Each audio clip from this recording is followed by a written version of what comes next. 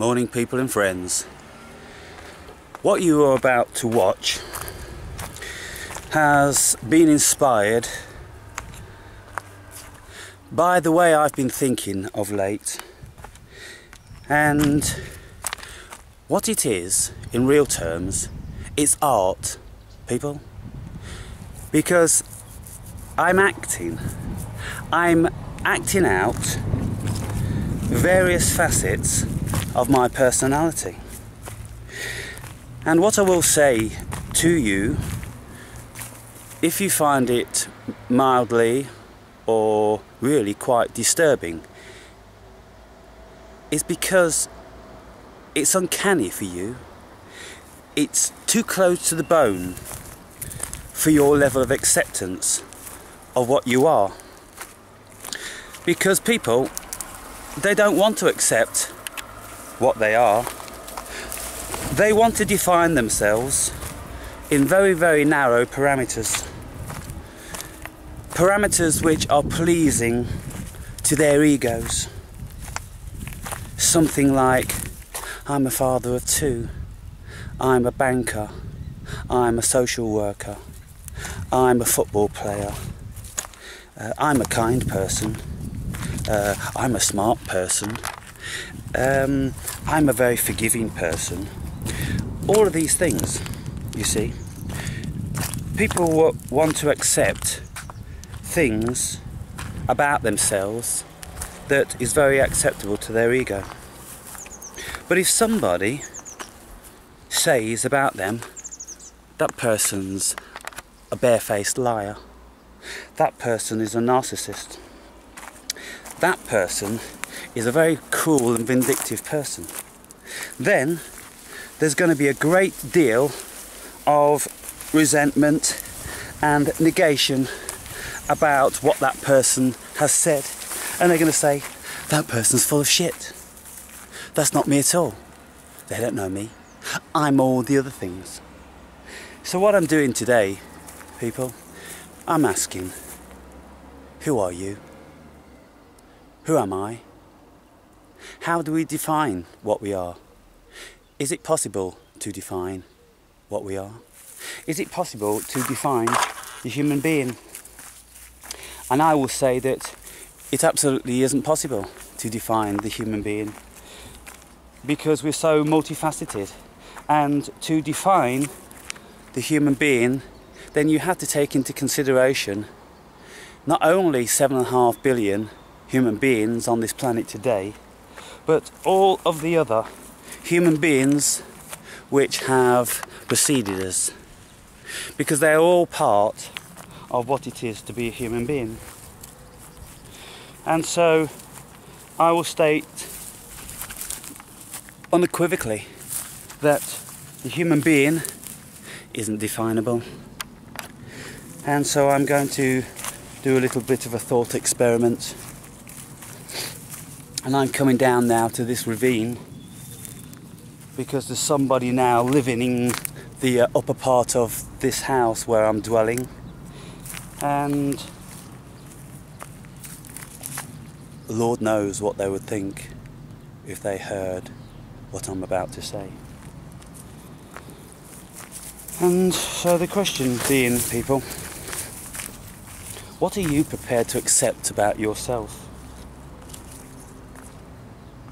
You're quite willing to put negative labels on other people, but really, really very constrained about putting negative labels upon yourself.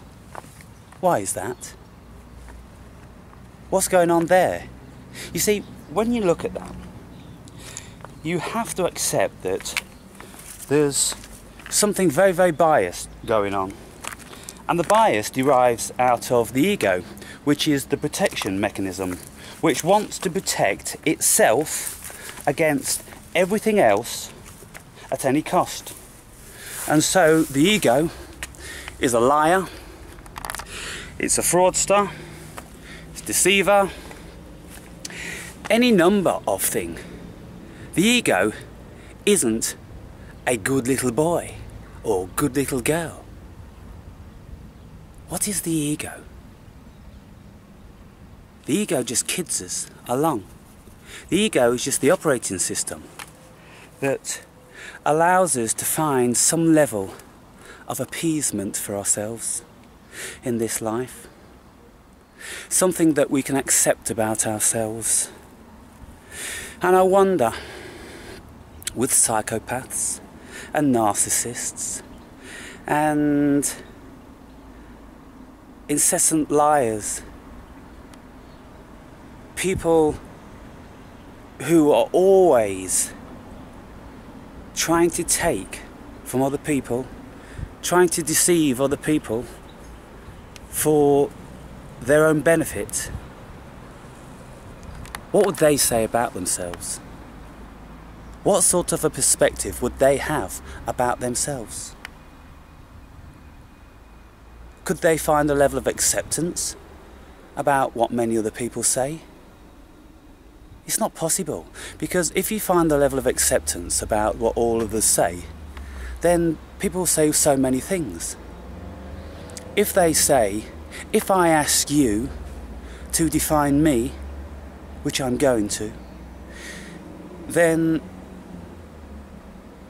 if 100 of you reply, 20 of you reply, then there's going to be very, very varied opinions of what people think I am, what the definition of me is. And this is due to their experience, it's due to their knowledge, it's due to their articulation, it's due to their compassion, it's due to their emotional state, it's due to many, many things. And so what is happening really is that when you define me, all you're doing really is defining certain personalities or certain perspectives of your own personality. And it's just a projection.